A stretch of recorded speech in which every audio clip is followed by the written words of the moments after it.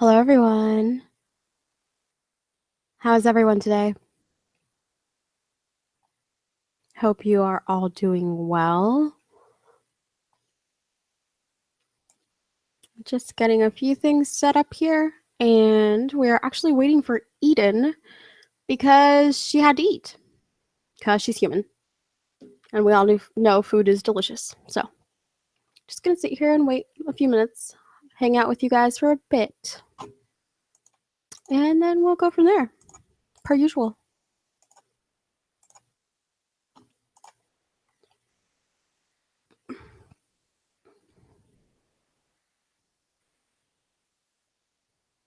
My Monday is actually going all right, Harry. Could be worse. Could be better. It's a Monday. How are you guys doing on this Monday? And being stuck in traffic is not ideal, Owl.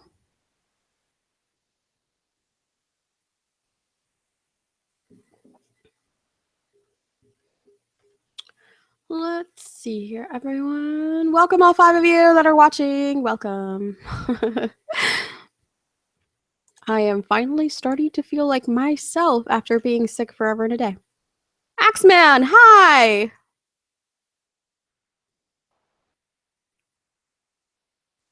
Well, Axeman, I guess if that's true, if she really is an interdimensional robot that runs entirely off of the flesh of baby elephants, we must be related in some fashion. So, yeah. Hi, Tony. Nice to see you. We're just waiting for Eden, guys. She had to get food first. Oh, hey, Lord of Terror. How are you?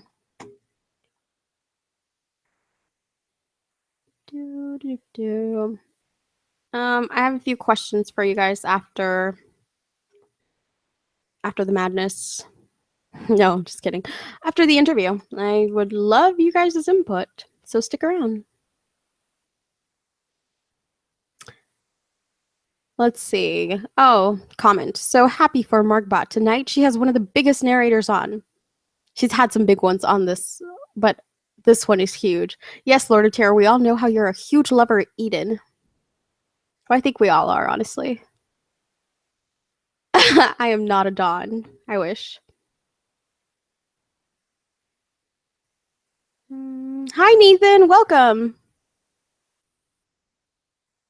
Yeah, honestly, guys, I'm a little bit nervous right now because Eden is actually tied for first place for my favorite female narrator. And it's a little bit nerve-wracking.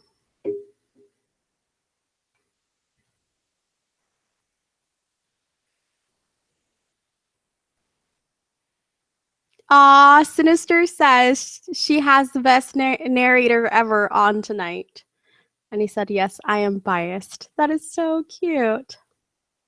I'm sorry, Axeman, that a horse kicked you once and you've never gotten over it. That's unfortunate. Hey, guys, guess what? One day here soon, I'm going to be interviewing Axeman. Yeah. Exciting!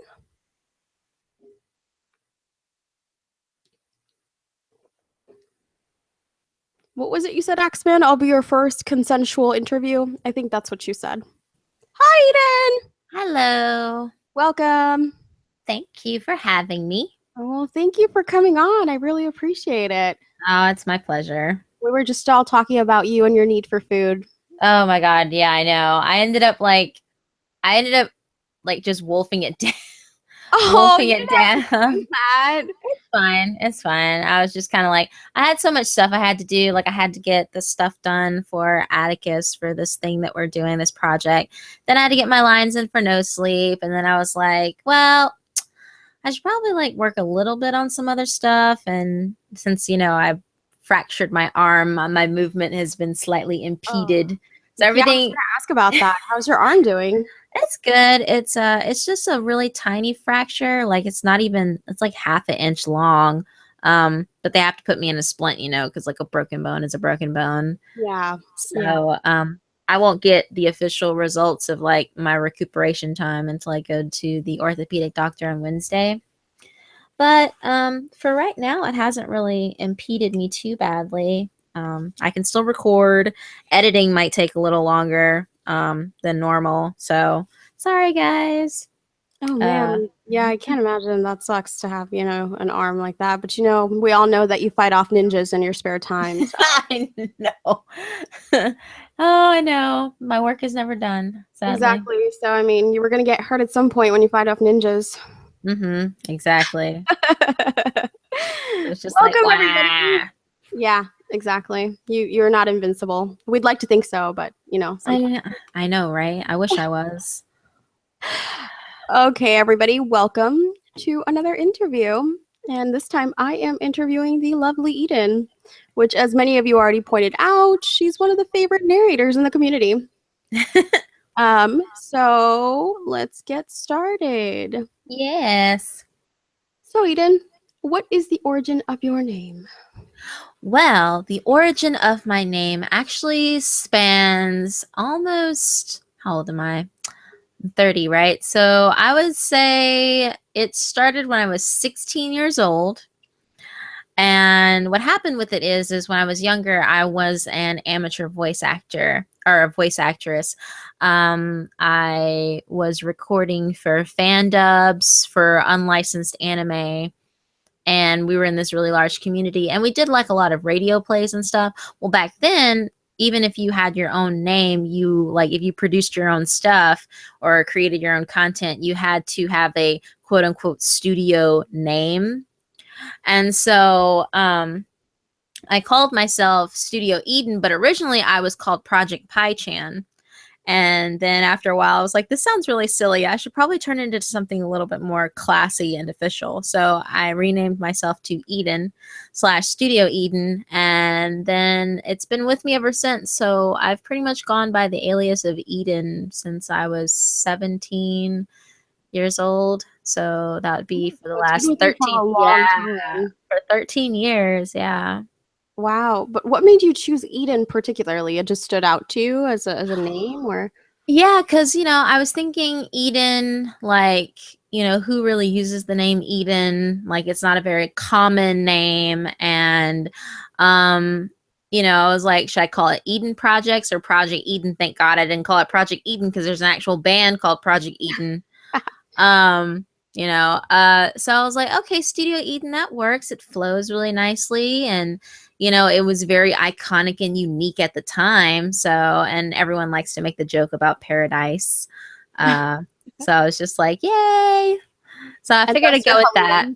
Yeah, I know. And then, and yes, my Hellions, come join me. But yeah, so I just kind of stuck with that, and it's been with me ever since. And as far as I know, not a lot of people in the narrator community. Like I don't know anyone in the narrator community named Eden.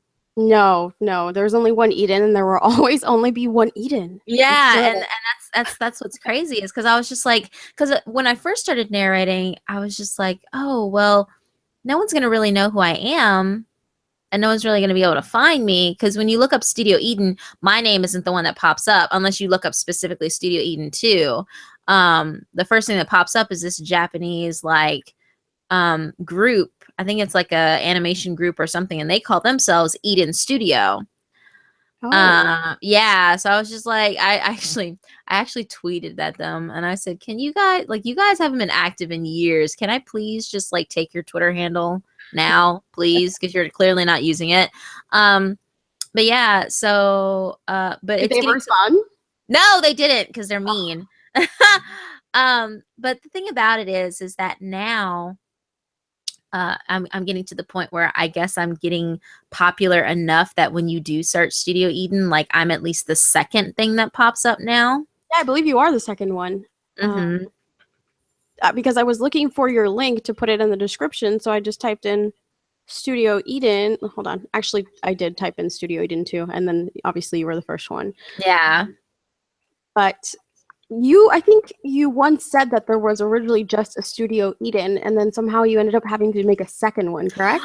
Right, because originally the Studio Eden, that channel that I had, this is an old channel too. I had it a long time ago, back before Google bought YouTube. I had this name, and when Google bought YouTube, there was this huge like influx of copyright strikes, and a lot of people's accounts got locked out of or shut down or Oh, deleted completely. And I happened to be one of the accounts that got shut down because I would post up videos on that channel, like music videos or like anime music videos that I made mhm. for competitions and stuff like that, just to get people's responses. And I was like, and I got locked out of my account and I couldn't get in. Like they blocked my email. They blocked the email that I had for you linked to that account. I couldn't get into it at all. Did you have And a lot of videos up on it? I had a lot of music videos up on it. Yeah. Oh, And it was really crazy. And I was like, oh my God, nobody, like, I can't get into this account. And so, and then for whatever reason, I had like 2 copyright strikes and like copyright, content ID flags, but they never deleted my account. And since I had no way of getting into the account to delete it, and they wouldn't delete it on their own, it just kind of sat there, culminating all these views and subs and stuff. And I'm like, I can't get into this account and delete it. Like, I can't get rid of it. So I had no let's be choice number but to, two. yeah. So I was like, so I'm just going to call it Studio Eden 2 because I have no way of getting into this account to kill it. And actually, about a year ago, I was able to get back into the account. I emailed YouTube and I was like, are you guys ever going to delete this account? Because nothing's been posted on it for years. And like, at least let me get into the thing. And so they finally like allowed me to get into the account. And now I'm at the point where I kind of think of it, it's a funny joke now that I can get into the account. And I'm like, maybe I should just leave it up for funniness sake. Like maybe Yeah, I should why just not? The original Studio Eden, and then you'll be number 2 to yourself. At least you have that, hmm because it's always annoying when you have to be like number 3 or number 27 to something else, and then there's all these people before you. But no, you're just number 2 to yourself because Yeah, YouTube can't get its life together. exactly. It's just so aggravating. Yeah, and you know what? A good point was brought up in the chat. Somebody said, "Why not trademark your name? Have you ever considered that?" Uh, I've never thought about that. I don't even know the process behind that. Like, what would I even do to be able to get that, to get that going? I Like, think it does has something to anyone? do with a patent office, I believe. I Googled it a couple of months ago. Wow. Yeah, something like that. It's not like insanely expensive or anything like that, but you do have to pay some money, uh, Mm-hmm. and there's a process for it. But it's nothing too crazy, if I recall correctly. Well, I mean, if that's the case, I might do that. If it's not going to cost too much, I might trademark my name and Well, just I mean, why not? Because you don't just do this; you do more than just this the is true. pasta videos. So why This not? is true. I probably will. Actually, it might be a good idea to go ahead and do that just because, I don't know if I told you guys a long time ago, but I was going to open up my store, my Spreadshirt store, where I would be able to like sell t-shirts and hoodies and Mhm. bags and cups and stuff for you guys. I'm trying to come up with a lot of unique designs before I open up the store. So hopefully before the end of the year, I'll be able to get the store open for you guys. Because a lot of people were just like, I want Studio Eden, like a shirt or a mug or a poster Yeah. or a bag. And I was just like, and I don't, and a lot of people are just like, I've seen a lot of other people's stores and all they did was like take their logo for their YouTube channel and like slap it on there. And while I'm not opposed to the idea of like putting my avatar up there for you guys to wear at the You have same so much time. more to offer because you can actually Exactly. design for yourself. Yes. Exactly. So I want to be able to like create unique logo designs and stuff. And I want to make official Hellion shirts for you guys, like Hellion. Ooh, nice. So I want to do stuff like that. Almost kind of like, like in the Cat in the Hat, like you have thing 1 and thing 2. I was gonna make like Mhm. Hellion shirts, like Hellion 1 and Hellion 2. Oh, that would be Mhm. awesome. Yeah. Yeah, see, that's another thing with you that I've noticed and that I've always really admired is the fact that you're just kind of like this package of creativity. You don't just narrate, you do these like whole production type things, and then you also draw, and there's just so much creativity within one person here. Yeah, and I think that's a really good thing to have, because I've always been a multifaceted person just because I always enjoy learning new things. And by learning new things, I think it's good to have like a really nice set of skill sets. Like you don't want to limit yourself to just one thing Yeah, I because completely agree. Yeah, because if you limit yourself to one thing, and if that one thing gets taken from you for some reason or another, then what are you going to do afterwards? You're just kind of stuck. Whereas, me, I enjoy drawing. I love voice acting. I love, making music. I love writing. Like, I write my own stories sometimes. I actually have a novel series that I've been working on for 8 years. And once I get a certain number of books ready to go, I plan on publishing them. Oh, wow. Yeah, so it's one of those things. I design, like, I make logo designs, and I just enjoy doing Where do you everything. find the time for all of this, Eden? Because I mean, you have a I regular know. job, you do this, you do no sleep, and a whole bunch of other things. I just don't know when you sleep, honestly. I don't even know when I sleep, really. My sleeping schedule's all over the place because it's one of those things where, like, I work two different shifts in the middle of the week, which, for all intents and purposes, it's actually kind of illegal. But I don't really say anything because I don't want to, I don't want to be considered a whistleblower Mhm. at my job. Yeah. Um, so I kind of just put up with it until my time comes along, or until I find a better job, really. But, I work two different shifts in the week. Like, on Wednesday through Fridays, I work from 2 a.m. till 2 p.m., sometimes even Mm. later. And then on Saturdays and Sundays, I work the weekend shift, which is 2 p.m. till like midnight, 1 o'clock in the morning. Wow. Yeah. So, but I find time. I really do. I find time for breaks. Like, sometimes weekends are a little slower. So when I clock in at work at 2 o'clock, if I don't have anything to do until 4 o'clock, I use that time to draw, or I'll go in and, like, oh, hey, the No Sleep people emailed me and told me my lines are due on Sunday. Let me go in the recording booth real quick and knock this out. Um, or stuff like that. Or, like, if I have a video that I happen to be editing during the week that I need to get up for next week, I'll just take the project file with me, and all the the variables that go into the project file, and I'll just take it to work with me and finish it up, you Oh, know. wow. So you just make it work one way or another because Yeah, we're so busy with all your yeah, projects. one way or another, I have to make it work, because if I don't, I'll never get anything done. Nothing will ever get finished, and work will eat up all my life. And then on my days off, like, today's my day off. That's why I was able to Mhm. do the interview. But this is mostly what I do on my days off: is I record, I edit, or I do, like, things like this. Like, if someone says, "Hey, Eden, I want to do a live stream with you," or, "Can we do a live stream? Like, are you gonna live stream today?" For stories and stuff like that, because people, they like, that's another popular thing that's been popping up on my channel, is they're just like, when is the next stream, when is the next stream? And I'm just like, I didn't even know you guys like this so much. I'm just sitting here derping around, shooting the shit, and, like, reading stories.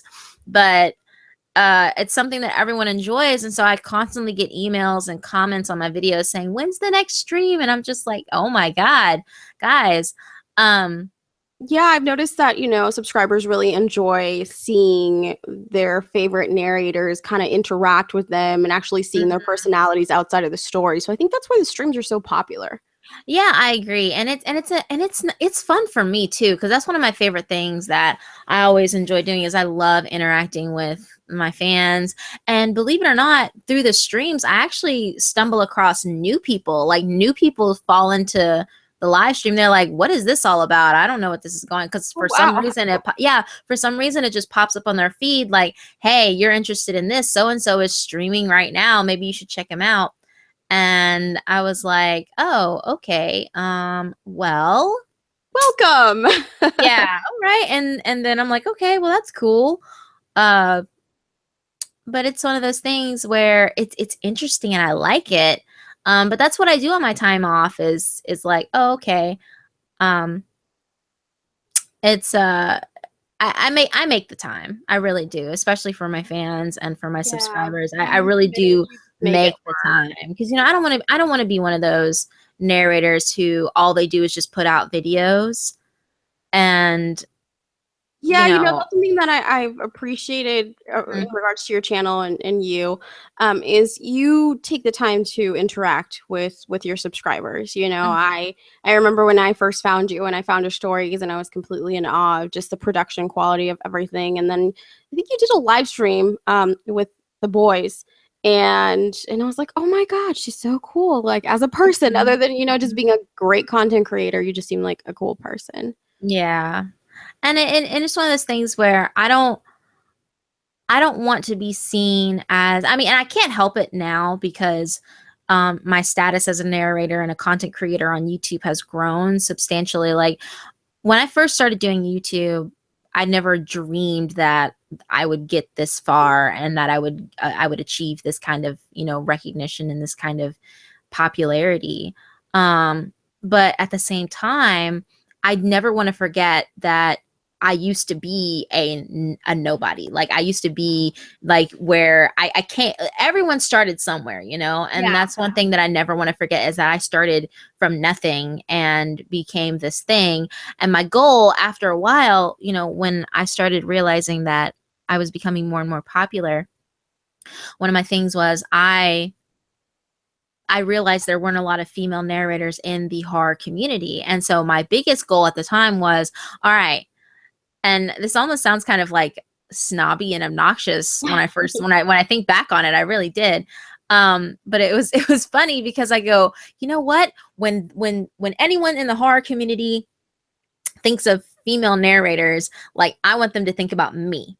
Like I want them to think about me and I should be the first person that they think of because you know, I was in a very competitive area. Hmm. Like you know, I had to compete with the boys Yeah. and you know, boys are clearly more popular in the horror narrating field than girls are. But I realized over time that started to change because without and people tell me this all the time, especially Corpse and B and you know, and your maker and Lazy, you know, when I talk to them, they're like, you know, they're like, Eden, you have changed the way that the horror community operates now because you are bringing more and more female narrators into the community. And I was like, I did that? And they're like, yeah, because for the longest time, when you think of female narrator, everyone thought of you. Everyone always thought of you. You were the first one, and you still technically are the first one that they think about.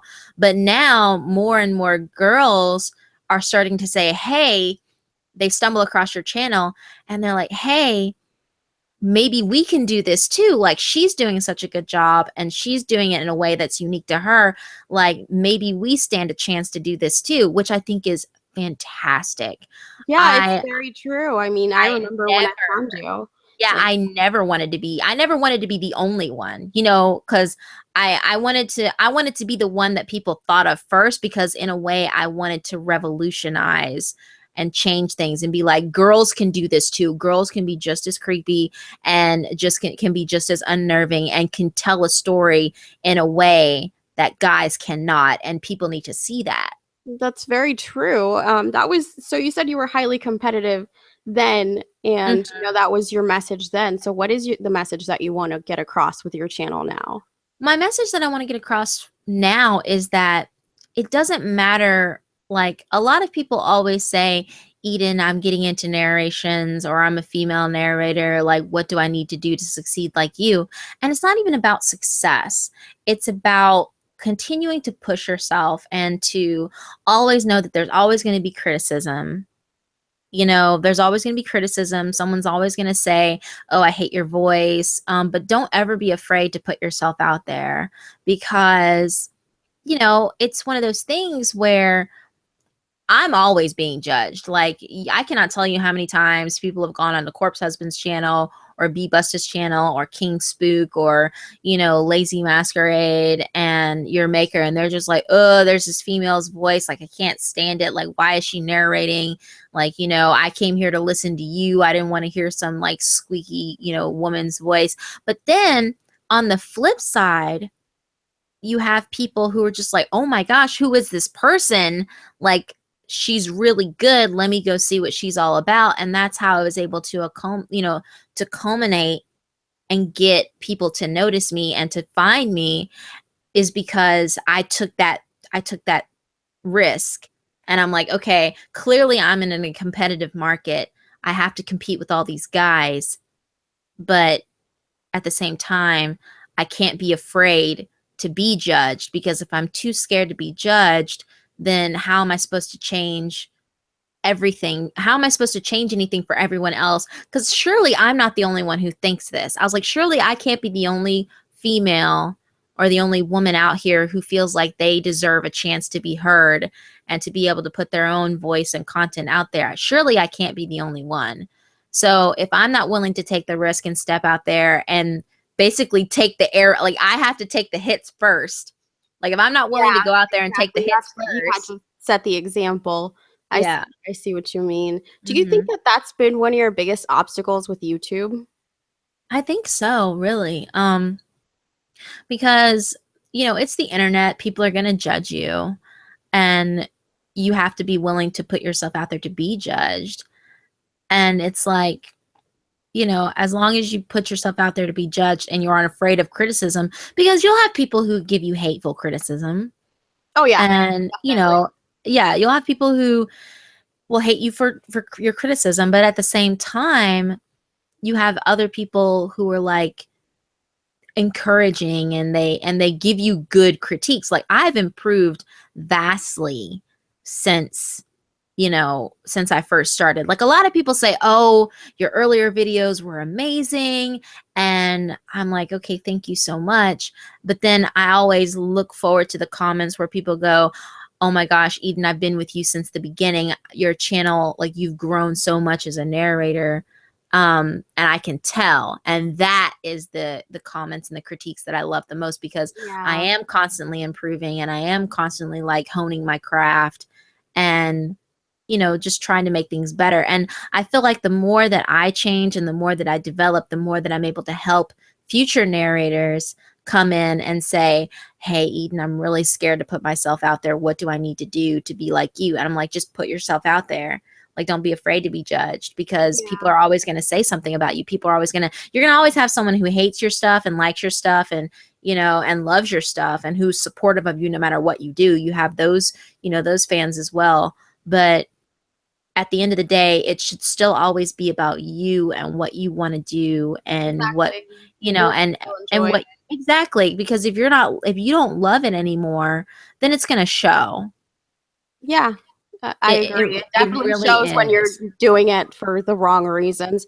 And going back to the whole growing as as a narrator and all that, that's something I've actually, maybe because I'm still a small channel, I've realized it's an issue to get sometimes honest feedback a little Mhm. bit, because everyone's just so kind, and everyone's just so supportive that it's almost like they're afraid to give constructive criticism. Mhm. So, I get that a lot. Like I'm grateful for people saying, I love your videos, I love what you do and all that. Mhm.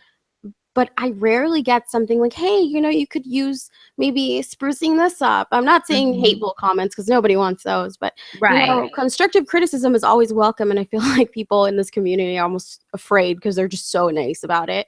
Um, Yeah. Although I will say this, the bigger that you get, especially not even necessarily the bigger that you get, but the bigger that you get and the more that you expose yourself on other people's channels, the more that you really get to hear the truth. Because then of course you have people who are just going to flame you because you're a voice that's on someone else's channel. There's jealousy issues, of course, but then you have people who are just like, hey, you have something, but you could probably do this. Like I remember, and then as long as you're willing to be honest, and I'm always honest. Like I'm always honest when I tell people, like, please give me feedback.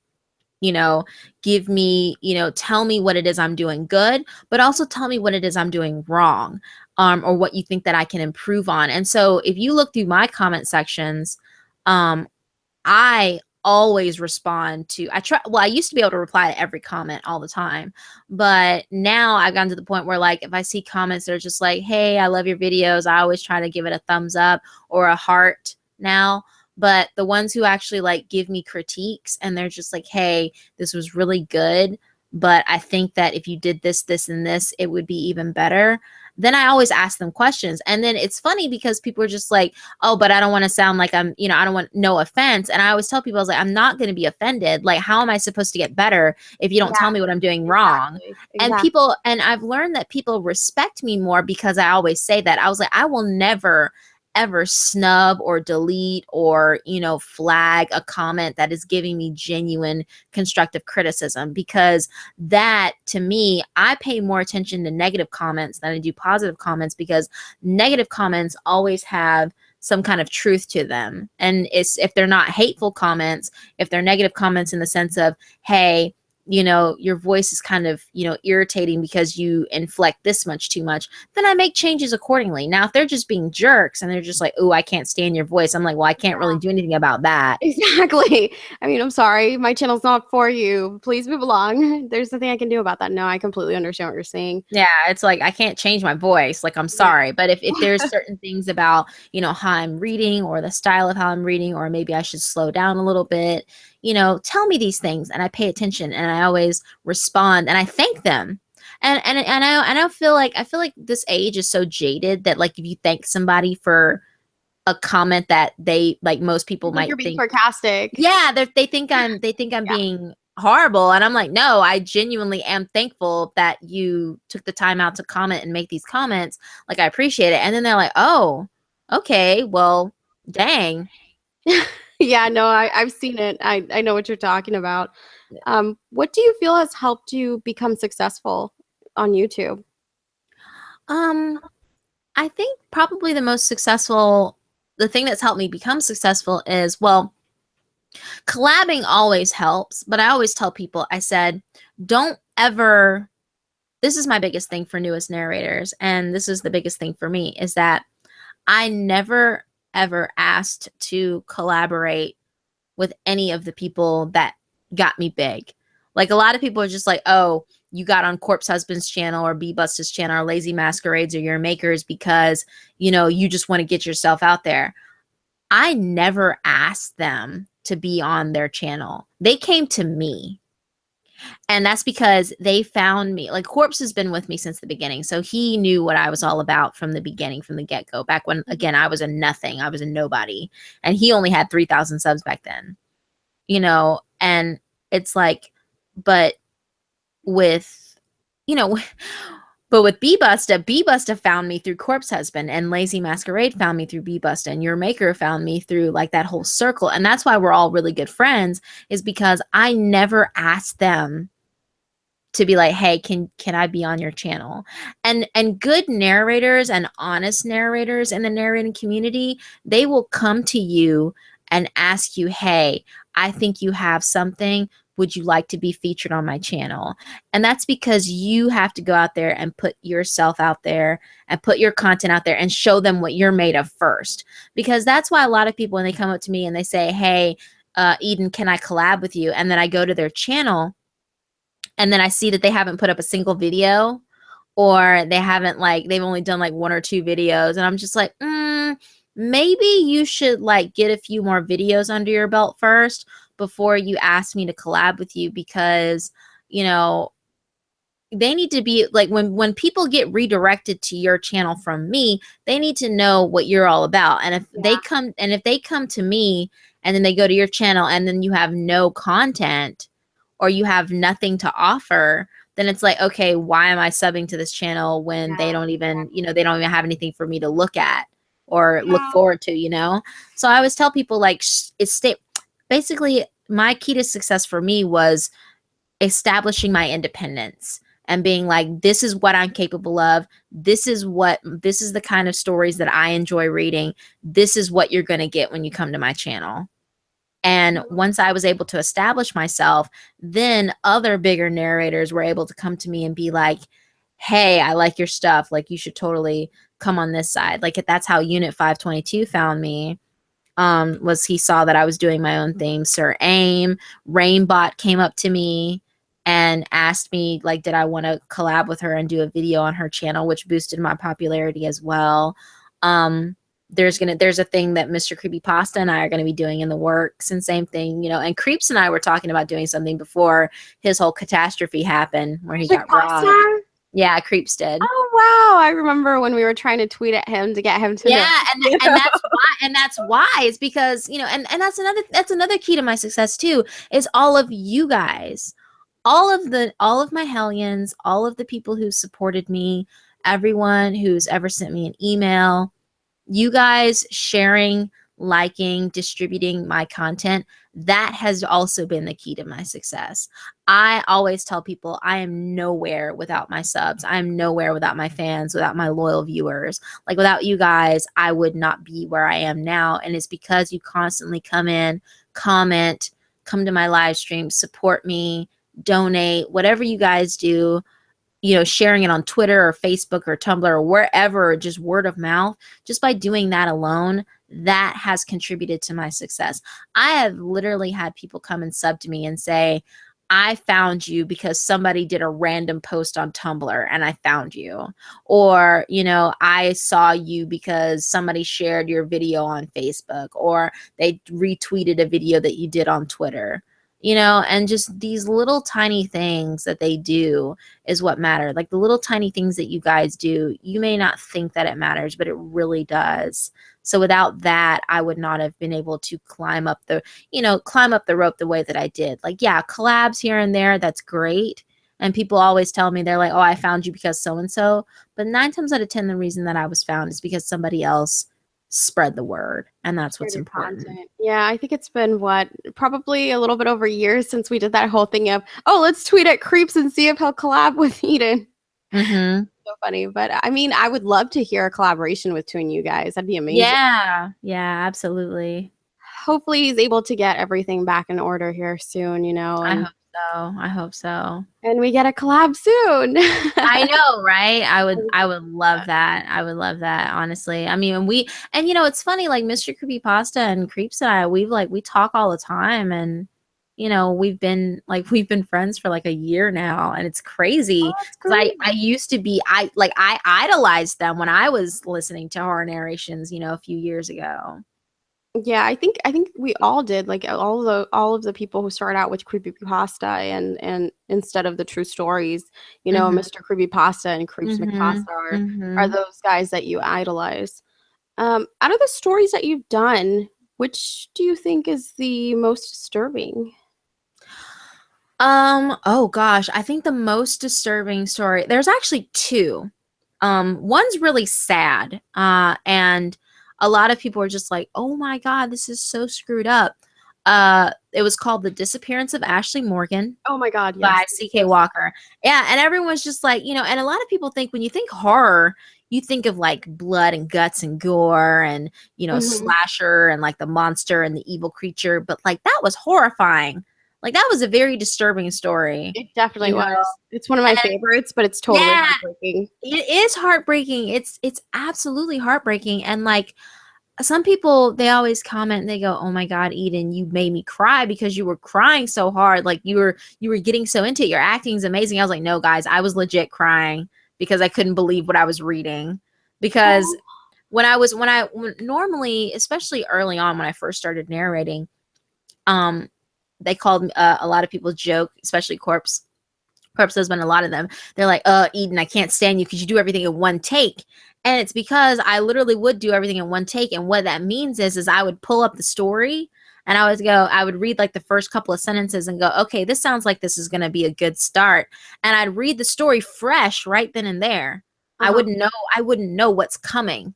I would just read it. And so when I was narrating that story and it got to that part, like that twist at the end where you find out that, you find out the truth of what happened to her sister, like that hit me so hard.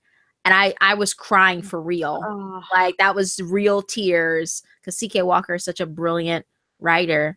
And it really hit me so hard. And I started crying for real. And they're just like, oh, the emotions were so real. Like I could feel, like your acting was so good. I was like, I wasn't acting. Like I was for real crying. Like legit. Gosh. Like that was an issue for me. Like I wasn't ready. But I had to keep reading. I couldn't just be like, oh my God, like in the middle of the story, like when I normally read books and something like that happens, I'm like, but so I had to continue reading. So I'm like reading through my snot and tears, like narrating on the microphone. It was awful. I can only imagine because I remember the first time I heard that story, I was on a long drive and I was just sitting there just saying, no way, that just did not just happen. It's such an intense story. It is. And the buildup is so good, like the buildup and you wouldn't have guessed any of what No, I never saw that coming. Like I was not prepared. I was not ready for that punch in the gut, really.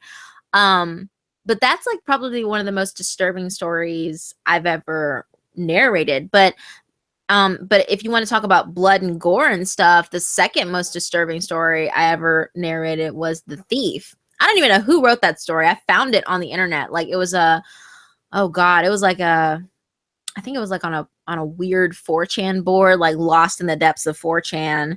What was the And premise of it? Because I'm not sure I remember. oh, the thief is basically this guy.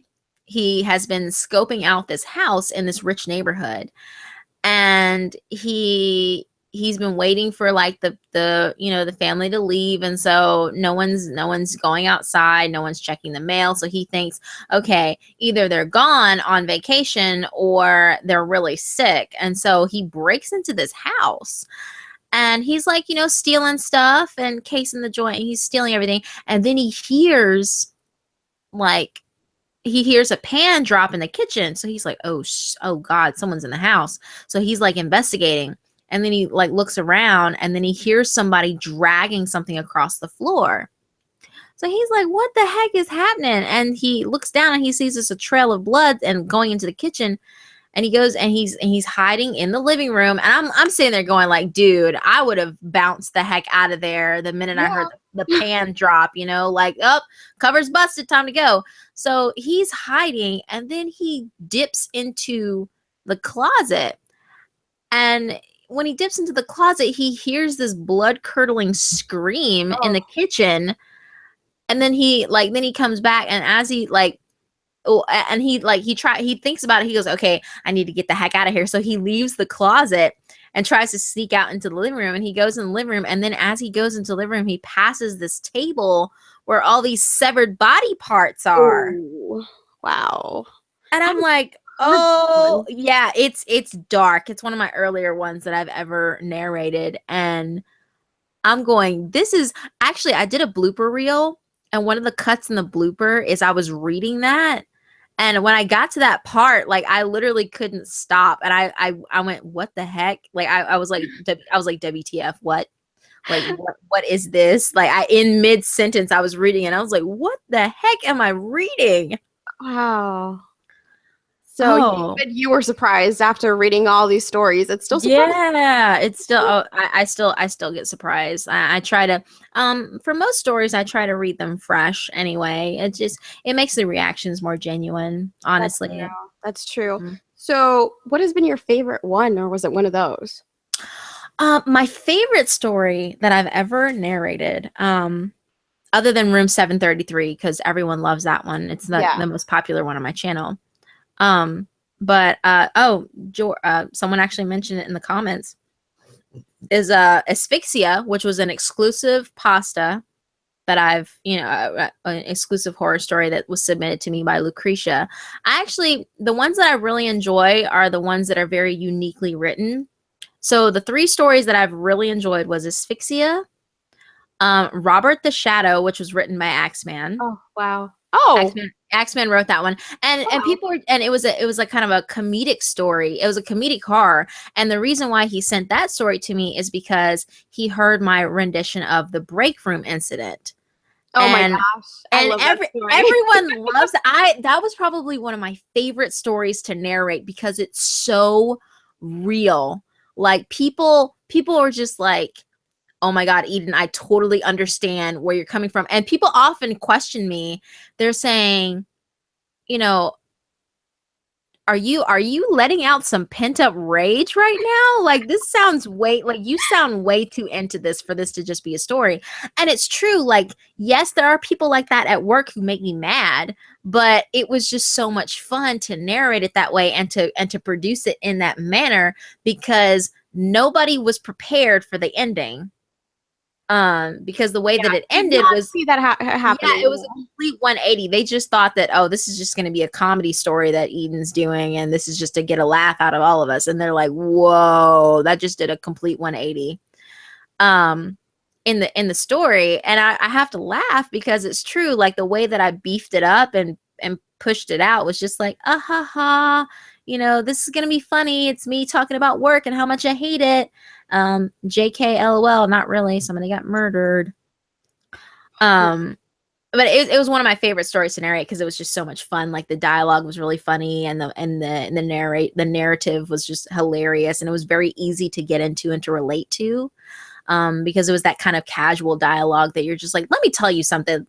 Let me tell you how much these guys at work made me mad. Like, they aggravate me. And then they're like, and people can relate to it. And I think that's part of the reason why I love storytelling. And that's why, you know, Axman says I'm just saying that, but I really enjoyed Robert the Shadow because Robert the Shadow was being told from the perspective of like a 10, you know, like a 12-year-old boy, but it was in that language where everyone was getting a kick out of it. This was a serious story. This was a problem that was happening, but because of all the things that he was saying, you know, people were laughing like, oh, I love all the nicknames that the boy was giving, you know, his aunt who was doped out on drugs. And, you know, and you have to think about it. It's from the perspective of a kid. So, of course, a kid would think like this and talk like this. Yeah, I And love those stories that are from the perspective of a child. I think it gives mhm. a whole new life. And you do a really, I mean, you hear this a lot, I'm sure, but you do a really great job at being a child. Yeah. You probably, I mean, I don't know. Would you consider yourself to be a big kid in real life? Is that why it's so easy for you to bring them to life?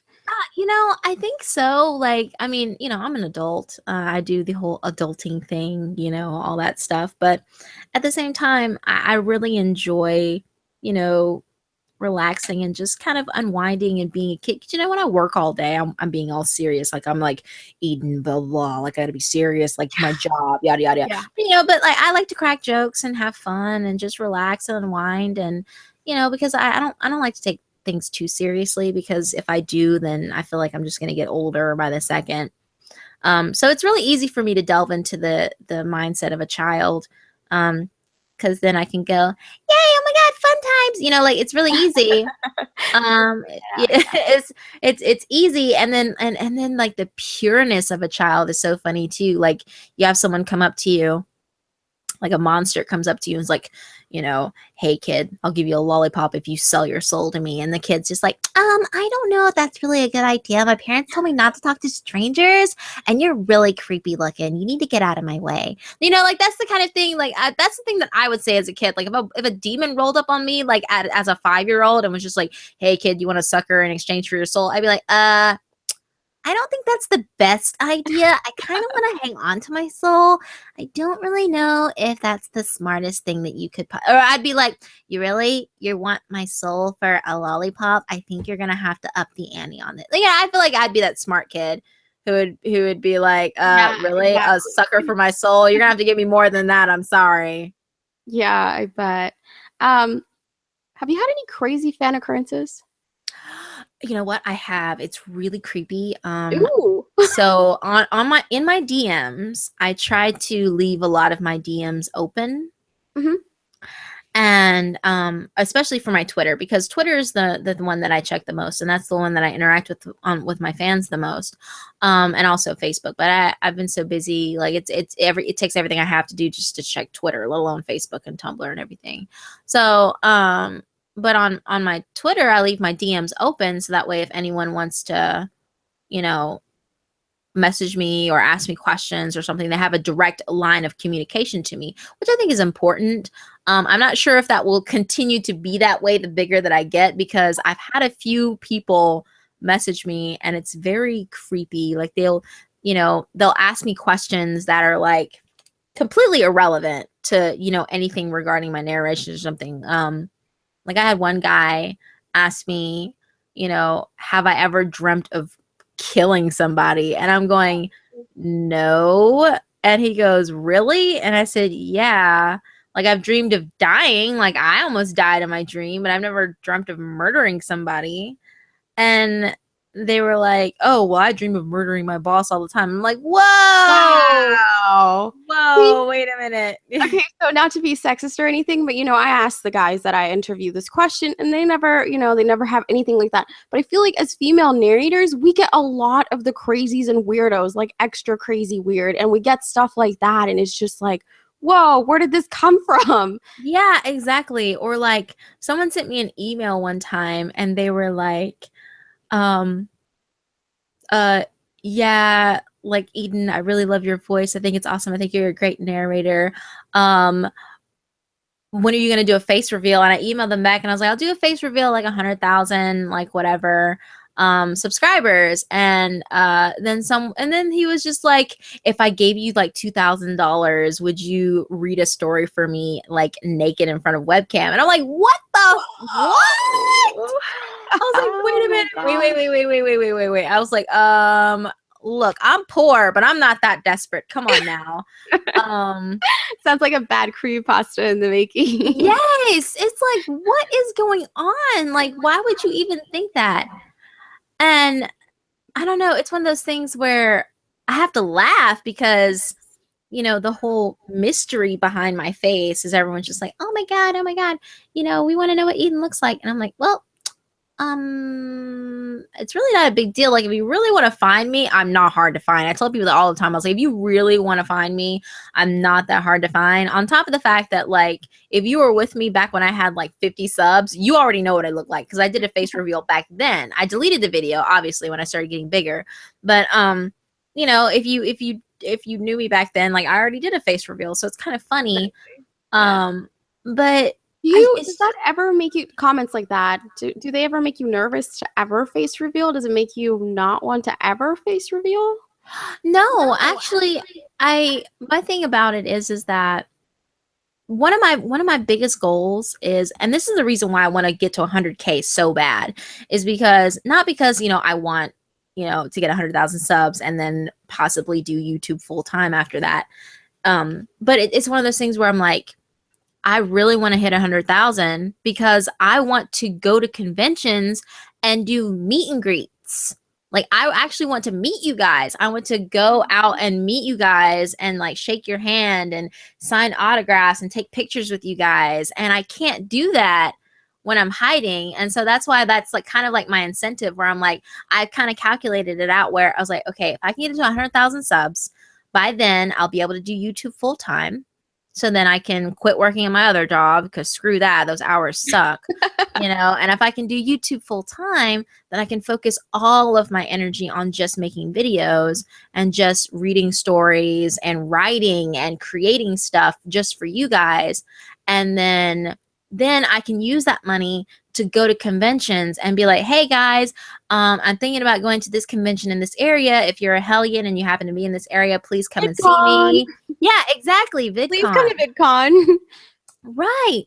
And that's what I want to do, is I want to be able to go to VidCon. I want to be able to go to those conventions and meet you guys. And I feel like by not being able to face reveal, I'm really sad because I'm like, oh my God, now I can't even meet you guys. Like, I could probably run into you guys right now and you wouldn't know. Aww. And it makes me really sad. And you've done what, like an arm reveal? And yeah, I've done like arm reveals and a hair reveal. So maybe people reveal that. Exactly. But it's one of those things where I'm really sad. I'm like, oh, I wish I could show my face.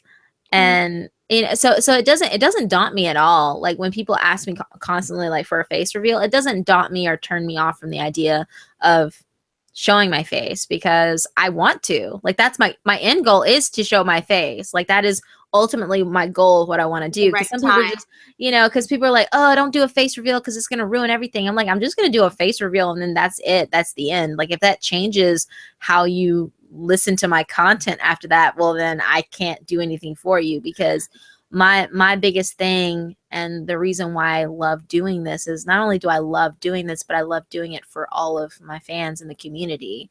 So what other reason? Yeah, what would make me happier than to go out and actually meet you guys and and take pictures and sign autographs and ask questions and just really get to know you guys in person. Like, that's the biggest dream for me. So hiding my face, like, whatever, that's just like, if anything, that's more of an incentive for me to push myself harder and hurry up and get myself to 100K. Yeah. So how closely do you resemble your current avatar? I have brown eyes. So no red hair. Yeah, no red hair, no brown eye. Oh, I have brown eyes. My skin color is a little bit darker than that. I have more of a caramel colored skin tone. But the reason why I chose that is because I don't know, it's very unique. You don't see, and people have compared it to the girl from Attack on Titan, and then They've Oh, look also at that. Yeah. yeah, they've compared it to her, and they've compared it to which actually the inspiration for that look actually came from Toko Aozaki from Kara no Kyokai, which is a part of a Type Moon Nasu verse anime where Mhm. she's basically like a puppet master. She can like make puppets, and she's like a mage, and she's really cool and kick ass and everything. But her look originally stemmed from that character, and I really love Toko. And so I look up to her because she beat all the odds, where people were just like her family was dying, the magic in her family was dying, and she was the one that was born to succeed and had the most magical power in her family for the longest time. And they expected this greatness with her, and she's cool, she's like collected, but she's got a really interesting sense of humor, but she's also a kid at heart at the same time. Like she indulges in very kitty selfish things. So I've always looked up to her because she's had a unique set of character flaws, but she's also a very strong woman, so I kind of model my avatar after her. Oh. But yeah, no, I don't really resemble my avatar that much. My hair and skin and all that, I don't look like. I do wear glasses though, not on the regular. I wear them just when I'm on the computer. Oh, okay. I see. I've always been curious about that, so it's good to finally get an answer. Yeah. Where do you see your channel being in 12 months, or where are you hoping it will be? In 12 months, let's see. Well, I'm hoping that I'll be at least halfway closer to 100,000 by then, if not at 100K. That would be amazing if I got to 100K in 12 months. Oh, that would be the dream. Um, as far as where it might be, I'm not sure, especially with the whole ad boycott going on YouTube right now, which kind of scares everybody. It does, But but I heard it through the grapevine. But then again, how true can it be that it's actually supposed to get better the closer we get here to the summer, yeah. few weeks. So yeah, I mean, I was looking at some of the bigger narrators who said they've reached out to YouTube, and YouTube Hmm. actually claims to want us around. So Yeah. I'm really Well, that would crossing be my fingers. good. That would be good. I would like to think that the horror community, has a place in the YouTube world. Um, but as far as like where my channel is going to be in 12 months, I hope that I'm doing live streams more, like, more regularly. That would be great. I would hope to be able to I would hope to have a Patreon set up by then. So that way I can give you guys like exclusive content just for patrons. Not to, because I'm always going to put videos on YouTube. I'm never going to be that person who gets a Patreon and then only puts out videos just for my patrons. Like, no, I'm going to continue to give you guys free content because free content is where it all started, and I want you guys to be able to continue to share my videos and get free content to enjoy. Because even if you don't donate anything, like just giving me a view and commenting is enough for me. But I hope to have a Patreon started just so I can like honestly, the Patreon is more of an incentive for me than anyone else to like get my button gear and hurry up and like put out more content. Because right now, because my job is so busy, I'm only able to put out like 2 or 3 videos a week, which really makes me sad. I wish I could put out more. But if I get a Patreon and start it, then that will give me an incentive to be like, all right, put your button gear, Eden. If you have to lose You a have to do day's worth this. of if you have to lose a day's worth of sleep to get these videos out for your patrons, then by God, do it. Um, That's right. and it's one of those things where, and it's the little things that people like too. It Like, is true. We notice all the details and all the hard work you put into your videos, mhm, and it's just it means a lot. It means a lot when you know that the person who's making the videos enjoys it and they go the extra mile because they enjoy it. You can tell. mhm, Um, exactly. so what do you plan on doing with your silver play button? Oh wow. If I give okay, so here's the thing. I I was like, well, the way I wanted to do my face reveal was like I was gonna draw a picture of myself, like an actual like a speed art video. Mhm. And then like at the end, I was gonna do the whole, you know, Dr. Claw with the cat turning it around and like in my chair and then be like, hey guys, you know, kind of like fancy like that. That's But awesome. yeah, but if I happen to get like my play button around the time that I'm making the video, I might just open up my play button like on camera, and Aw. I want to dedicate like I've already decided that my 100th like if I get my silver play button, like I'm going to dedicate it to my Hellions. Like that's what I want to do. I want to dedicate it to you So hurry guys. up and get her there, guys. Hurry up. Yeah, There.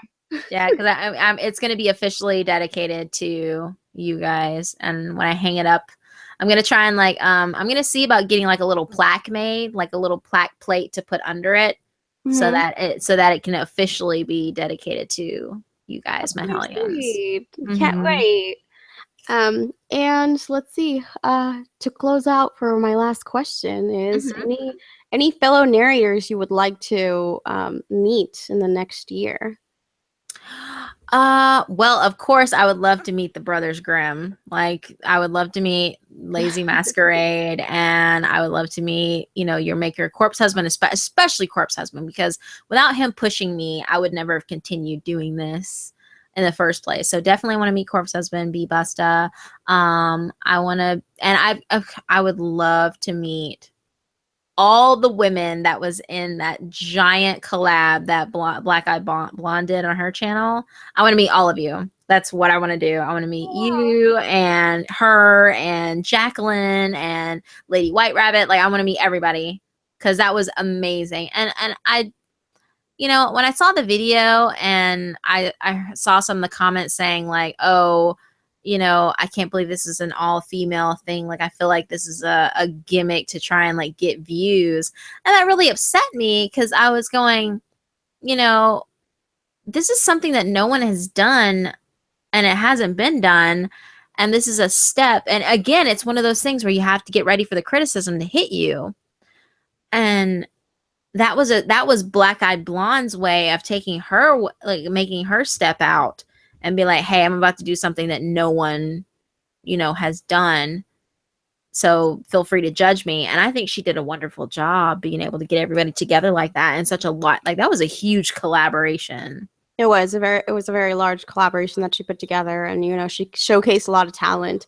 Mm-hmm. And whoever said it was a gimmick, I mean, the guys collaborate all the time. What's wrong with the girls doing it too? I don't know. Exactly. And it was one of Double the, standard. it was such a double standard. And I was like, what is going on here? What is this comment? I don't even know. Yeah, no, they're just jealous because they can't be hot like us. Yeah, I know, right? So much jelly donuts all around. Yeah, so true. Okay, guys. Well, that concludes the interview portion of this stream. Um, Usually, Eden, what happens is like we kind of just hang out after the interview and maybe Mm-hmm, mm-hmm. invite a narrator or two. You're welcome to stay, but I also understand that it is your day off. So if you have to go, I completely understand. Oh no, I can hang around for a little bit longer. It's Oh, fine. awesome. Okay. Well, let's bring some friends in here. All right. Um, but yeah, thank you so much for answering all those questions, and you were very thorough. Sometimes I get very short answers, and I'm just sitting here like, oh, well, I guess I don't want to pry. If that's all you feel like answering, that's fine. Oh yeah, I know, right? It's like you have to. It's like pulling teeth, you know. A little bit, yeah. I commend you for doing these interviews. Like everyone was telling me, they're like, "Oh my God, Margbot's like her interviews are amazing," and I'm just like, "What?" And I actually went through and listened to a few of them. I'm like, "Oh my gosh, she's like a real TV host. This is awesome." I do try. I don't know. Because we all start out as subscribers, I feel like I always wanted to get to know the people behind all these stories better because we rarely seem to get the opportunity to do that. So Mm-hmm. I decided that I wanted to start interviewing narrators, and now here we are. Mm-hmm. Exactly. Yeah. Yeah. And you know what? Everybody else seems to enjoy them too.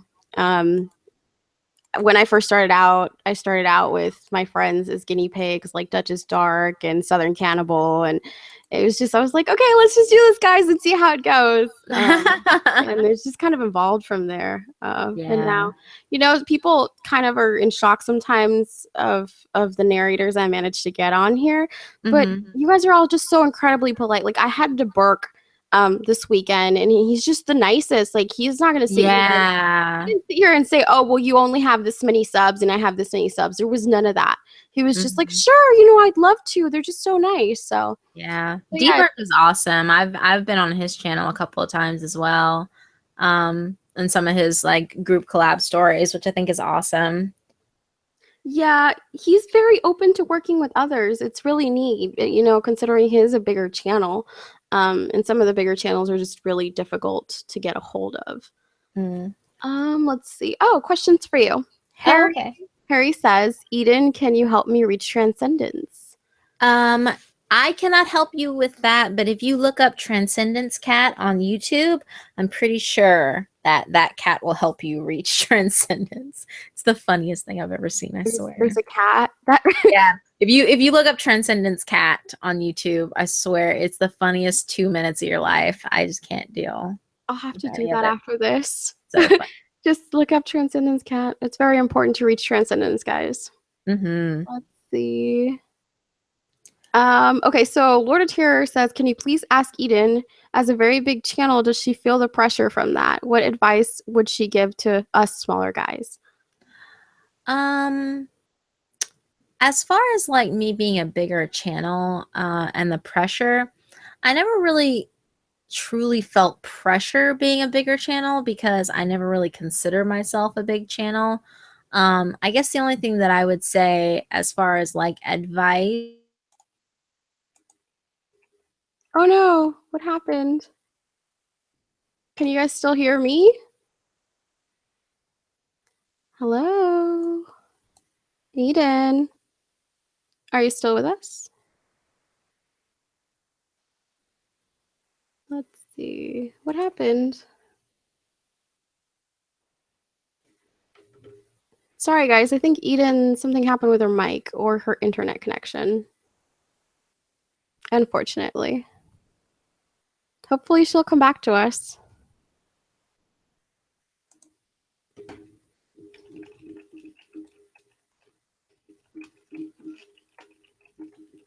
Okay, so I really hope not Axeman. I really hope she wasn't killed by the time cops for transgressions against time.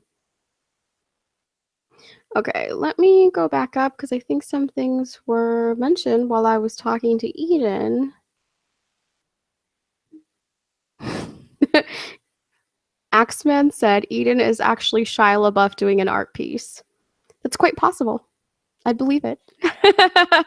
Oh my gosh. Somebody was saying that they subbed to me and then I started talking about leaving. Who was it? Hold on. Oh, Raul said, "Sorry, Margbot, oh no, that's not it. Recently subscribed and sad that a few days later you were talking about leaving YouTube." Well, that happened. Oh, well, yeah, we were wondering what happened. I think Google Hangouts disconnected. It got mean. Oh, What was the last thing that anyone heard me say? you were giving advice for smaller Oh narrators. yeah, basically what I was saying was is that don't compare yourself to other channels. That's the biggest thing. Don't ever compare yourself to other channels because if you let that get into your head, it will just make you depressed. Because you have to remember when you're out there narrating, you have to bring your own flair to it. You have to bring your own flair to it. You have to bring your own unique brand to it. And if you don't, then you'll just be compared to other people. That's why when I make content, yeah, I could get more subs if I was just a true scary story narrator. Like I know I would get more subs if I just did true scary stories. But I don't want to do true scary stories because those aren't stories that I enjoy doing. And you can tell if I do it that way that people are, people will tell that you don't enjoy doing it. Yeah, So, you true. know, um that's why I don't like doing true scary stories. Yeah, I know for a fact that if I only did true scary stories, I would get more subs, but it's not about that. It's about providing content that I enjoy doing because if I don't enjoy it, then people won't enjoy it as well because they'll hear it in my voice that I don't like doing it. So that's Yeah, the people can important thing always is to tell. they can. I mean, people aren't dumb. So, just be willing to stay true to your guns and continue to do what you enjoy doing, because again, it's all about you and it's all about your channel.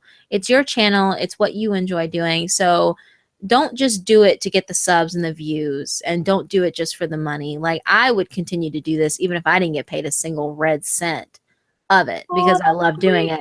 I really would. I really would. I would keep on doing this if I never made any money off of it, because I just love the connections that I've made. And I tell, my Hellions all the time that, you guys have helped me. You guys have helped me through so much. Like, I get emails from people all the time saying, oh, Eden, you've helped me through a really hard time, or your stories have really inspired me, or listening to your live streams and hearing what you're like behind the microphone, and it's just refreshing. Well, you guys doing this is refreshing to me, and doing this helps me get through my hard times in my own life. So I wouldn't trade it for anything, like, not for all the money in the world, Yeah, so. and I can relate on that too. And sorry, welcome, Sin. Hello. You came Hey. in.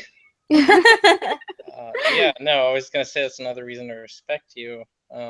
You are a huge inspiration of the female community, obviously, but you should know you're also a huge inspiration to just narrators in general. Aw, thank It's true. I mean, especially with the whole ad thing, and I'm not trying to talk down on anybody, but it really came out who really, really like is driven by money in this, and who is actually doing it because it's their passion. And I understand that some people need to make money off of this because they have made this their entire livelihood. But when you say, you know what, I'm not going to make any videos whatsoever anymore if I'm not making money off of this, that really shows your subscribers why you're in on this. Yeah. And like I said, I would keep doing this if I didn't make any money at all. Like, I was doing this when I was like making a nickel, and I kind of laughed because I was just like, oh, I made a nickel off a story. This is awesome. And I mean, but that's like a nickel, and but it was important to me. And awesome. And again, it didn't matter. And that's what I told people. I was like, if you want to donate, that's awesome. You can donate money. If you don't want to donate, that's fine too, because again, I love doing this, and I love your responses so much that, like, I would do this for free. Like, honestly, if they were to rip all the ads off YouTube right now, and we're like, we're not going to pay you anymore, Eden, I'd be like, well, that's fine. I'll just keep on making videos. I don't care, Yeah, I mean, I'm still not making any money off of this, and I've invested so much into this because I love doing it, and I realize I may never get any of that back, but it's cool because, to me, this is my hobby. This is my passion. Exactly. Jean-Paul wants to know, should I go straight to college or take a break for a year and work/follow my dreams? That's a hard question, because I went straight to college because at the time when I was in high school, that's what everyone was doing. It's like, we need to hurry up and finish high school and get good grades on our SATs and ACTs, because we all have to go to, like, everyone's just like, everyone clearly is going to go to college after graduating high school. And I'm sitting there going, I will say this. I won't say don't go to college and work and follow your dreams. I say while you're in college, still find time to focus on your dreams. I wish I had done that. I gave up voice acting because I thought that I wasn't going to be able to, like, do anything with it. I thought that, if I became a voice actor and invested my time in voice acting without an agent, and I didn't live in any of the areas where voice acting was big, that I was going to flop. And now I'm shooting myself in the foot because here I am, I'm 30 years old. Like, here I am 18 years later, and I'm like, or, 17 years later, I'm like, dang, I should have freaking kept doing this. I'm an idiot. I should have focused, who knew that technology was going to change as fast as it did? But it did, and I'm like, oh my god, I could have done so much more than this. And it's never too late. I'm 30, and now I'm taking off with my career slowly and surely in the voice acting community. I mean, I'm sure because technology has evolved so much recently, it's actually going to help you a lot more than if you had stuck it out, throughout all those years until it did blow up. Exactly. Yeah, we're grateful you're here now. Oh, thanks, guys. I really appreciate it. I mean, you guys have because of all the love and support that you guys have given me, you guys gave me the, I guess the gumption is the right word, or like gave me the courage to actually put myself out there as a, as a voice actor. And I think that's amazing. Like when I reached out and did that audition for that one anime that I was in for like a short amount of time or whatever, like I thought it was amazing that I pushed myself out there to go to an audition and do that. So it was a lot of fun, and I liked it a lot. That's awesome. I'm glad we could be of assistance, Eden. I know. I love it. I love putting demo reels together now. I need to make another one. Awesome. Axeman wants to know, I'm thinking about punching a dangerous animal. Should I punch a hippopotamus or should I punch a male alpha elephant during mating season? They are both jerks. But I will say this. If you had to choose, I would say punch a hippopotamus, because a male alpha elephant during mating season is no joke. He would skewer you with his tusks and then stomp all over you and then skewer you again. Tramp. I think the real jerk here is Axeman, because he's randomly. Why are you punching animals? Like, how would you do that? Like, I think he's the dangerous one here. I know, right? Like, okay, go punch a cheetah. Like, let's see how that works out for you. Yeah. Hopefully the cheetah gives you what's coming to you. Exactly. Welcome back, Malicious. Thank you for coming back to us. Yes, welcome back. I think Harry asked, or someone asked me how far I was in Persona 5. I am just in the month of May. I have a long way to go. And since I'm injured, I can't play video games. I'm so sad. Oh, Sucks. Sorry to hear about that. I know. I mean, technically, I could still play Persona 5 because it doesn't require too much movement in my arm. I can't play Horizon Zero Dawn though, unfortunately. That takes way too much energy. And button mashing to get that across. Let's see. Somebody asked if you are in fact Shia LaBeouf doing like some sort of art experiment. Nah, I wish. I wish. Like, apparently that man paid $10,000 for someone to perform a Shia LaBeouf musical. Have you guys seen that? It was amazing. It was amazing. Shia LaBeouf. It was worth every cent. Okay. It was like $10,000. I was like, if only I had that kind of money to drop. Right? If only. I mean, it was great. I loved it. It's so popular on YouTube now too. I wonder if he's making money off of the views. Probably. This is awesome. Yeah. Oh, I was trying to address this earlier. Somebody said that I guess at some point I made some comment that was misconstrued to me saying that I'm leaving YouTube. I never meant to say that. I'm not leaving YouTube. You guys are stuck with me, no matter what happens with the ads, because I'm still not stuck with her right now. Yep, you guys are stuck with me. Just exactly. Deal with it. 5 years from now, I hope to be interviewing Kroops McPasta, guys. Oh, that would be awesome. That would be pretty awesome. Yeah, someday, guys. I aspire to. You'll get there. Let's see. I believe it. Version. Well, I mean, I got you on here, and I didn't think I could. So. Oh, please, please. I'm always open to this kind of thing. I love the whole Q&A. Like, I love Q&As, and I love like, that's one of the things, if I ever went to a convention, I would love doing like the narrator panels. Like, that's one of my favorite things to go to when I go to conventions. I'm such a nerd. I don't go to like different events and stuff. I go to these freaking panels and I just sit there and listen to these guys talk. Like, it's amazing. Yeah, I love sitting on those because you find out so much stuff. Like, you do learn a lot and stuff. Like, you're listening to private information. Exactly. Lord of Terror said, can you please ask Eden if she ever considered opening like a club for female narrators or like a network? She is the cornerstone of not only narration but female narration and could do well in it. I don't know. Like, I mean, I would, if I had enough, like, I guess if I had enough funds, I would think about starting like a network. But I wouldn't mind starting a club for like female narrators, or maybe like starting up a forum. But not necessarily just geared toward female narrators, but just like up and coming narrators in general. Like I'm thinking about actually like setting up a forum where people can ask questions Awesome. and like give each other advice, and maybe even put up their videos up there like to be critiqued properly and what they can do. Awesome. You know you can always like take time. I mean, sometimes people's comments get lost in the flood of comments on YouTube. But I feel like if we had a forum set up, we're like, hey, I just posted this video, please critique it. And then like actual other narrators came in and critiqued those videos, like what they could do to make it better.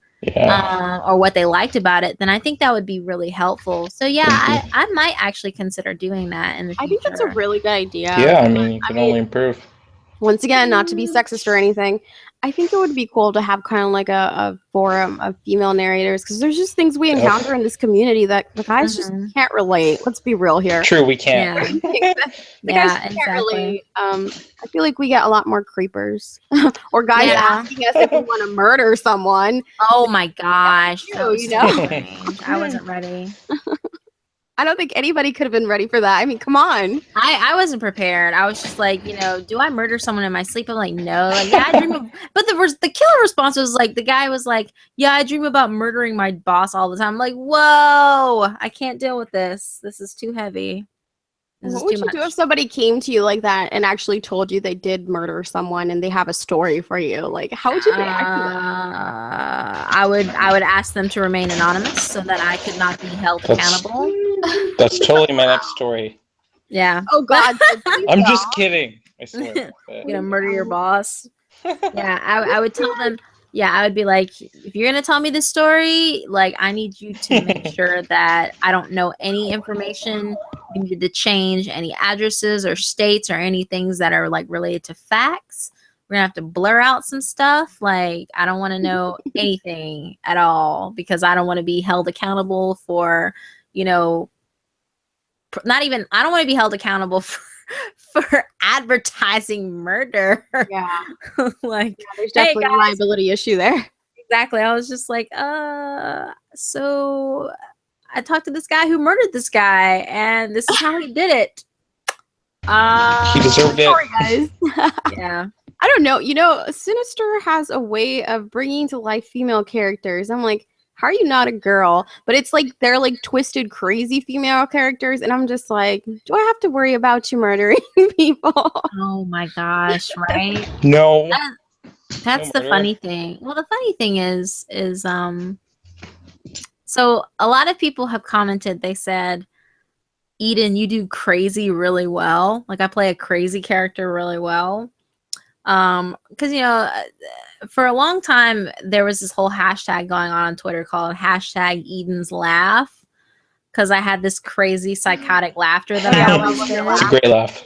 Yeah, everyone loves it. And so they're like, one person actually commented and said, could you do more normal female like narrator characters or normal female role characters, because you always play like the crazy characters, and we don't want you to be coined as like the narrator who always does the crazy chicks. And I'm going, wow, I didn't realize I had did that many stories where I was playing a crazy character all the time. But I know a lot of my earlier stories I did it because I knew that would get a lot of attention. Because not a lot of female narrators. Well, first of all, there weren't a lot of female narrators to begin with, and then two, there weren't a lot of male narrators who were narrating stories about crazy characters, like characters going crazy or being psychotic. Yeah. Because for some reason they just didn't want to do crazy laughter. I think they're fun. I love doing the crazy laugh. It's fun. Yeah. Crazy fun. Crazy characters are just so much fun to do. Exactly. I actually got a comment recently like that, because I've done a few of the crazy female characters, because I don't know, I just love doing them. They're like, are you sure that you're not crazy? Because you do crazy a little too well. Yeah. I'm like, hey, I can make no promises, guys. Sorry. Exactly. I make no promises. But I promise I'm not I don't have to be put into a mental institution. That's the kind, like, I'm crazy, but not the kind of crazy that like has to be, sedated. So that runs around stabbing people for no reason. No, exactly. Let's see. Okay, so Lord of Terror, once again, he has all the questions, I swear. Does it bother you that you get, like, I guess you could say linked to Corpse Husband, like, a lot? Does that bother you? Not really, because, you know, I do owe it to him that, you know, he's the one who pushed me into narrations. Like, without him, because, you know, I was already doing it on a small narration channel. Like, it was a narration group that I was in called Whispers into Nothingness, and it was a small creepypasta no sleep narrative group where, you know, different people would post up videos every week. But he found me through that, and on that channel we barely had like 50 subs. I don't think we had 50 subs back then. And then on my own channel I didn't even have 50 at all. So in a way, he helped me. Like, he spearheaded me, because he was just like, you are so talented, stop hiding your talent from the world, you know, do something about this, you need to do it. And I'm like, I don't really know how I feel about that, but thanks. And then he offered to do a video with me on his channel. And then after I got so many positive responses from there, then he was like, okay, this seals the deal. You have to do this now. You have to, because it would be an absolute waste if you didn't. So you need to get off your butt and do this. And I was like, okay. So it doesn't really bother me that people always link me to Corpse Husband, because, you know, I do owe it to him that if it weren't for him, I wouldn't be doing this now. The only thing that really bothers me is when people assume that I approached Corpse Husband so that I could be noticed and get bigger, or they think that I'm riding on his coattails. That bothers me, because like I said before, I've never asked any narrator to collab with me. And I can truly say that I've never asked any narrator for a collaboration ever. Every narrator that I've ever collabed with, every video I've ever been in on someone else's channel, it's because they approached me. Because I feel like that I have to stick to my guns on that. I really do. Because I know it's a good feeling. I mean, it is a great feeling. Yeah, because I mean, I could say the same thing that, you know, obviously I've collaborated on my channel. Like, I've asked you guys to be on my channel. But if I'm on someone else's channel, like, I've never asked for those collaborations. I've had people approach me for them. Exactly. I guess it's important. It's important to stick to your guns on that too, because, or at least for me, it's definitely important, because a lot of people always credit me for being the one who launched the female narrators into the community and like getting everyone started. So I feel like if I stick to my guns and I say, hey, you know, I never asked these bigger channels to feature me onto their channel. I never did. Never. They always asked me. And so when people assume that I asked to be on their channel, it kind of that bothers me, is when people ask. Yeah, no, that makes sense. Agree with that, because I mean, I'm the same way. Like, I would never say, oh yeah, you know, I asked so and so to be on their channel, because I mean, I love collaborating. Everybody knows I love collaborating. Yeah. I'll go out there and I'll say, hey Eden, can you send me some pickup lines, please? You know, but I'm not gonna say. I think personally, I think it's rude when people approach somebody they completely do not know and say, hey, can we collaborate on your channel? Especially like, if they assume that's rude. like they like force it on them. Yeah. I don't hey, you're gonna collab with me? Like, that's not cool. Yeah. I've had a few people do that to me, where they're like, I know. They'll go like, hey Eden, we should totally do a collab sometime. And I'm like, and that's the thing too, is like, if you ask to collab with me, I would assume that you have some kind of idea of what you can do. But then when people ask me, they're like, hey Eden, can we collab together? And I'm like, yeah, I was like, yeah, I guess, sure. What do you want to do? And they're like, oh, I don't know. And I'm like, you don't know? If you never thought I'd make it this far, okay? I was like, what do you mean you don't know? I was like, if you don't know, who's supposed to know? You gotta have an idea. Yeah, but some people just really don't have an idea. They expect me to come up with the idea and then put it all together and then edit it and then slap it on my channel. And I'm just like, what? And they're like, yeah, this is going to be on your channel. I'm like, this isn't for your channel? Wow. See, I think that's rude. So that's why yeah. I can relate on the whole sticking to your guns that you've never asked for collaborations. Because I Mhm. mean, I've been on like medium-sized channels. I've been fortunate enough for that, but it's because I've been approached for it. It's not because I went out there and said, "Hey, put me on your channel," because that's just rude. Yeah. Yeah. So I get that. I get that. Let's see. Oh, Axeman wants to know if you were devastated when the Undertaker retired. I'm not sure if that's code for something.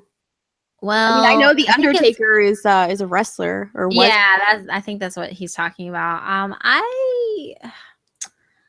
I haven't watched wrestling in years, so I don't know how I feel about it. I guess I mean, if you're devastated, I'm sorry that you're devastated about it, but I don't feel one way or the other about it, to be completely honest.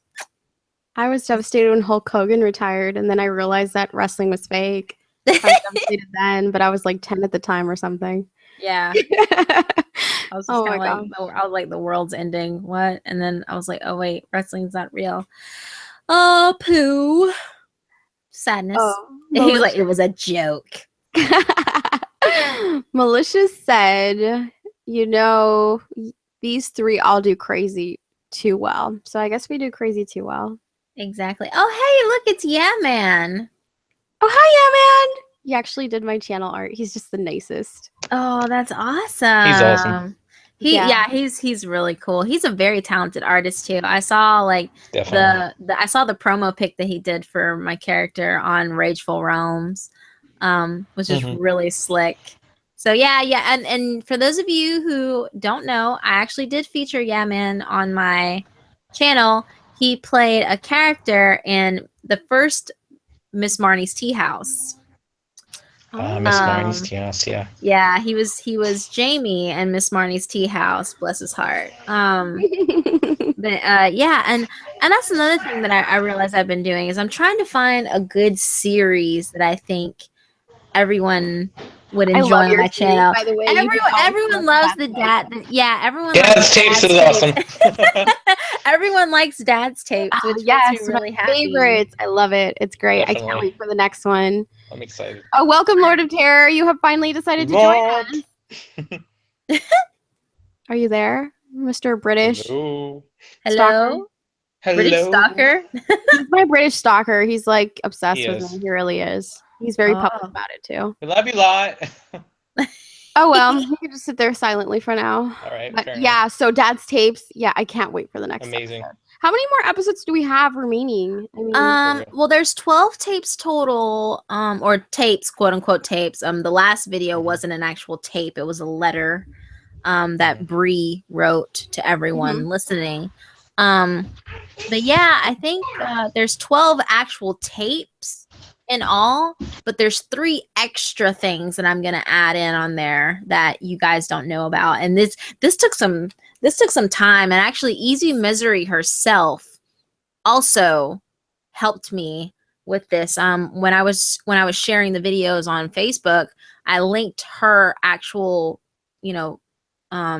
page, her author page, and she would share my videos. And then she actually messaged me and she goes, "You do realize there's more than just the 12 tapes and the Dad's tapes, right? Like you actually have to hunt for these other parts." And I'm going, "No." And she goes, "Yeah, here are the links." And so she linked me to some parts that like I actually would have had to hunt for to find. ooh, Yeah, exactly. So and it just adds more to the story, and I'm like, oh my god, that's amazing, that's amazing. So I'm so sad when that series ends. I really hope you have. Yeah, I know, right? You and lined CPT up. definitely I bring know, it to, Pressure. I know. Yeah, just because it's so good and you guys do such a great job at it. We love it. I know. I'm sitting there going like, oh, because when I got to part 8, I was like, oh, I only have. I was like, there's only 12 official videos, but then, like I said, there's 3 more parts after that I found thanks to Easy Misery. So in total, let's see, there's 15. There's gonna be 15 videos in the series. So now I'm at 8, and I'm like, oh my god, I only have 7 more videos I can make. This is crazy. Yeah.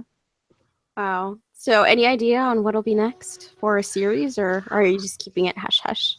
I don't know. I'm trying to find a good one for you guys. And I don't want to do like right now. Be Busted just finished. Was it? I dared my best friend to ruin my life or something like that. Yeah. And I really want to do that one, but I saw he did it already. I'm like, no, I can't do it. So I want to. I'm trying to be original here. Which, as far as I know, nobody else was doing Dad's tapes, so that's like my own thing.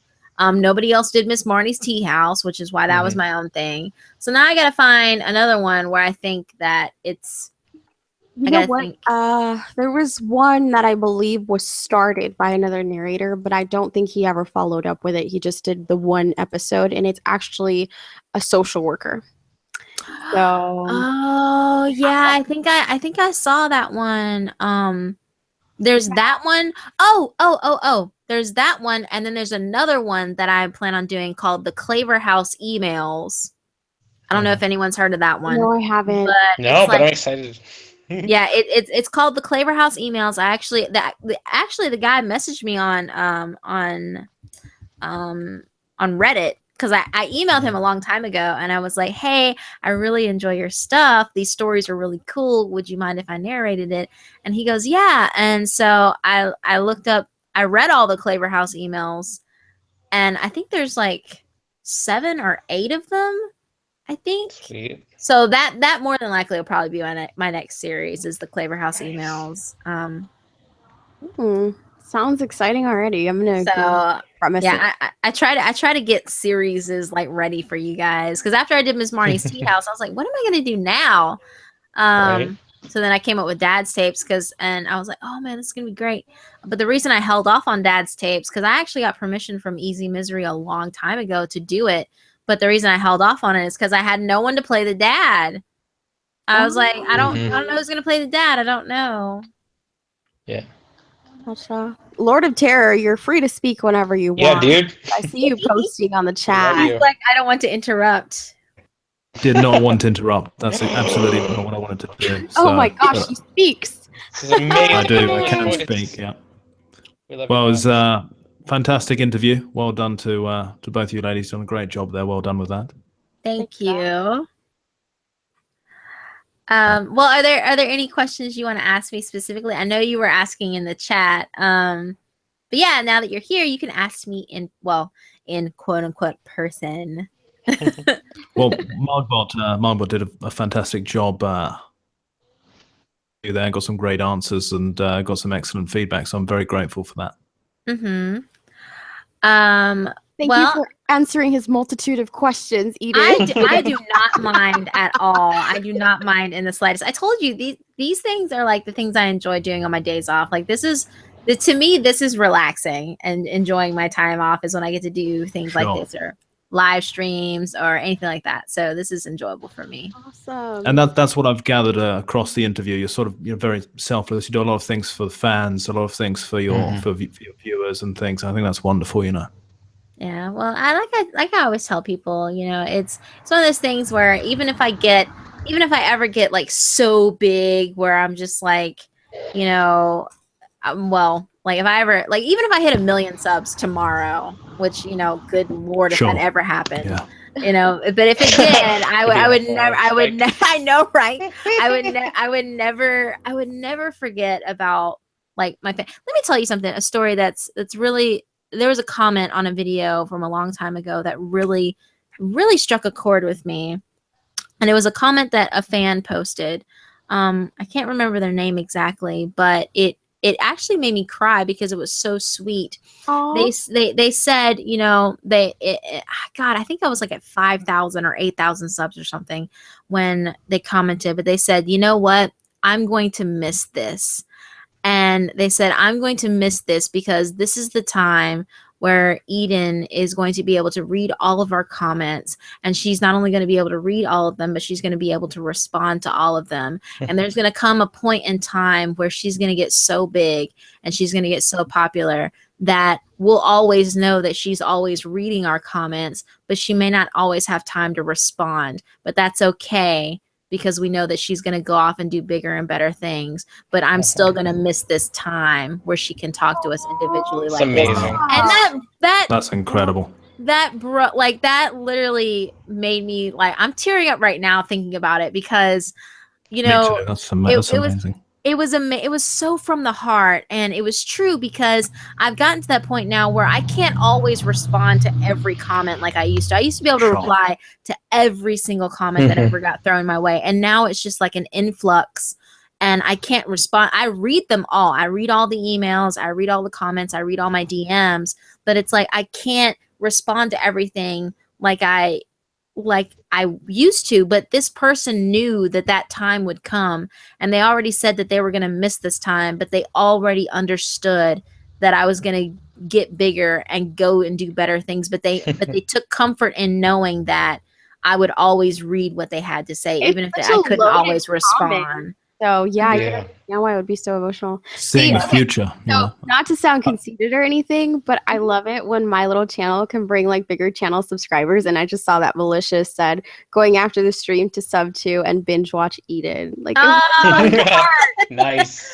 I'm like, how do you guys know me, but you don't know these big guys? Like, exactly. I don't know. Right. It's true. It's true. I've gone into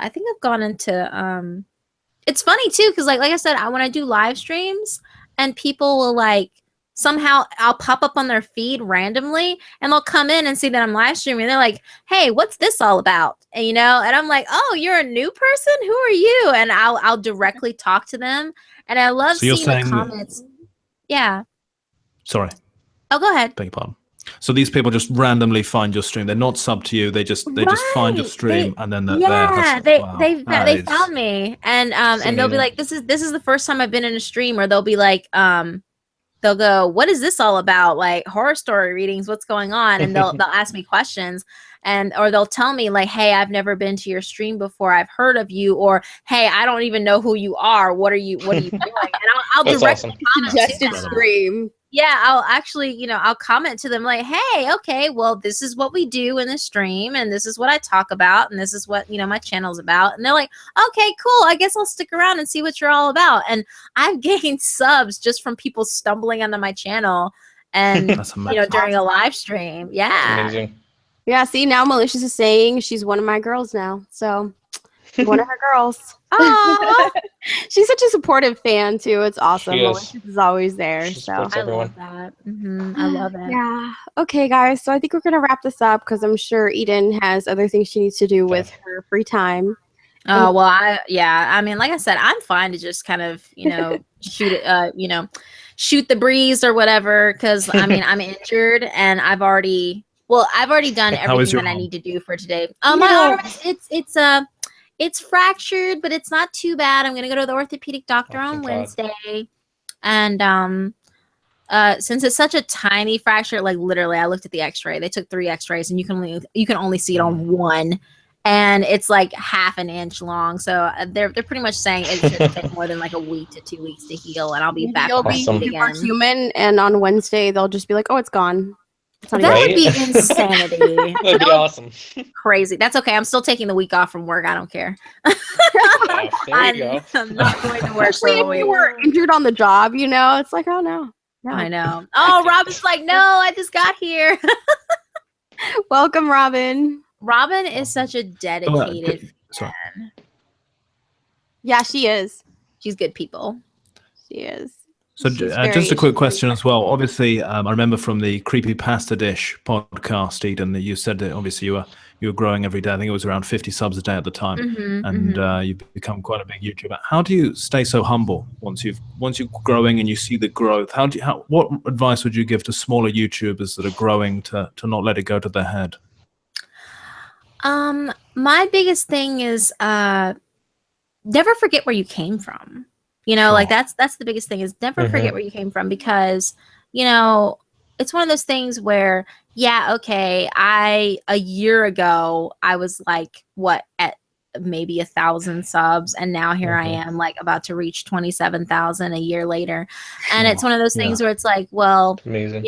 I used to be a nobody. Like nobody used to know who I was. Nobody knew, like when you said Eden, like if you mentioned Eden 2 years ago, they're like, who is that? Like what's Eden? Right. Like who is that all about? And it's important to remember, because when you think about yeah, okay, I'm getting bigger. I'm getting more noticed every single day. Well, how am I getting noticed every single day? It's because of you guys.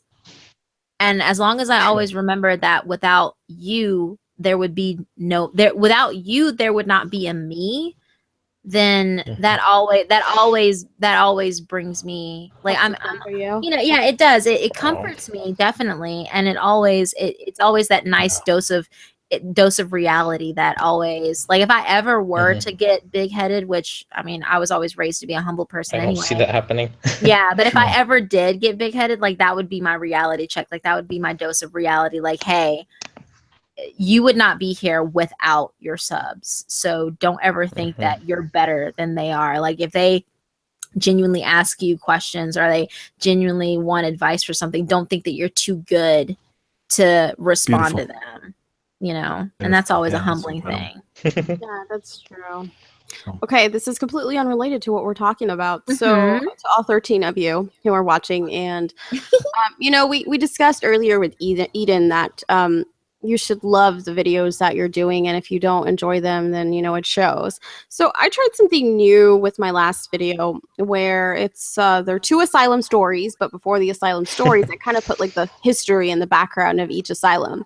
And I'm just curious to see, like, have some feedback to whether you guys would like me to continue doing that, where I do give kind of like a story, like actual factual history, along with these like true scary stories, because I like doing the true scary stories, but I don't want to, and it's nothing against the boys or anything, but I don't want to be that channel. It's like just reading stuff off Reddit. Like, I want to add a little bit something extra to it. So I just kind of want to know if that's something that you guys would want to continue seeing in the future. Those of you who are listening. Do it, Snoopy, anonymous sub.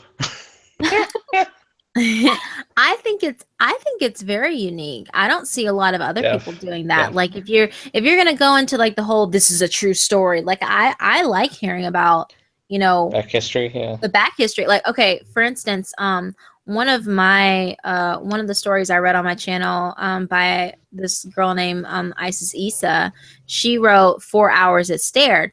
Well, apparently the place that this happened and the asylum that she was talking about, like, where she talked to this woman who, this was her story, she was in a mental institute, someone actually commented in that video and said, I have been to that asylum. That is a real place. Whoa.